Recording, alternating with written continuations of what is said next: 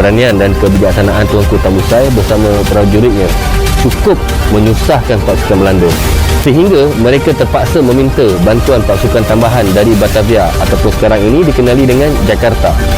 Berkat kesungguhan perjuangan mereka, benteng Belanda Fort Amerongen di Rau, Sumatera Barat dapat digempur bersama prajuritnya.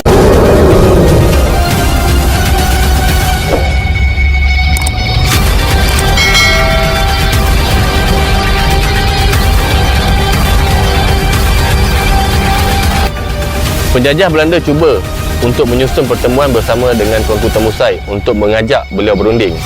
Tetapi prinsip perjuangan beliau mengatasi segalanya. Hanya dua kata beliau kepada penjajah Belanda: perang atau mundur. Takdir penentu segala.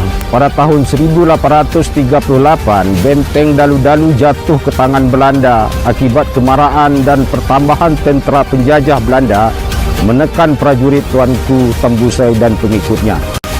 Selepas memohon petunjuk, Tuanku Tambusai dengan sekalian prajuritnya Melayu, Minang dan Meniliang terpaksa berundur hingga ke tanah Semenanjung bagi menyusun strategi dan demi menyelamatkan Bonih agar lanjutan perjuangan ini tidak terhenti setakat itu, Samia. Ketika peristiwa perang inilah berlakunya kemuncak perpindahan secara besar-besaran orang-orang dari tanah Sumatera ke tanah Semenanjung. Pengikut dan prajurit Tuanku Tambusai yang terdiri dari orang Melayu, Minang, Mandailing, Rau dan Bonjol turut berhijrah bersama Tuanku Tambusai. Di tanah Semenanjung dalam waktu yang sama berlaku kebangkitan masyarakat tempatan menentang penjajah Inggris. Tuanku Tambusai kini merasa wasiang walau beliau berada di tanah Semenanjung. Dalam perkiraannya, tanah ini adalah tanah berdaulat Nusantara orang Melayu. Banyak buku yang menyelitkan menulis tentang sejarah penentangan Tuanku Tambusai dan prajuritnya terhadap penjajah di tanah Semenanjung. Antara buku yang masyhur adalah buku tulisan almarhum Wan Muhammad Sagir Al-Fatwani dan buku sejarah Sultan Kuasa, Founder of Kuala Lumpur. Dalam usia yang semakin tua dan uzur, yang mencecah umur 100 tahun, Tuanku Tambusai menghabiskan sisa hidup perjuangannya di Negeri Sembilan dan meninggal dunia pada tahun 1882 serta dimakamkan di Mukim Rasah, Seremban, Negeri Sembilan.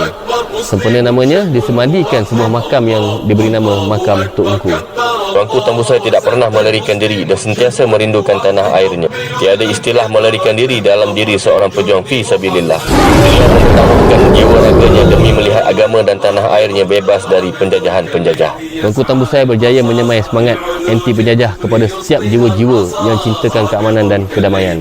Mudahan kita sebagai generasi penerus dapat mengambil iktibar di sebalik perjuangan Tuanku Tambusai.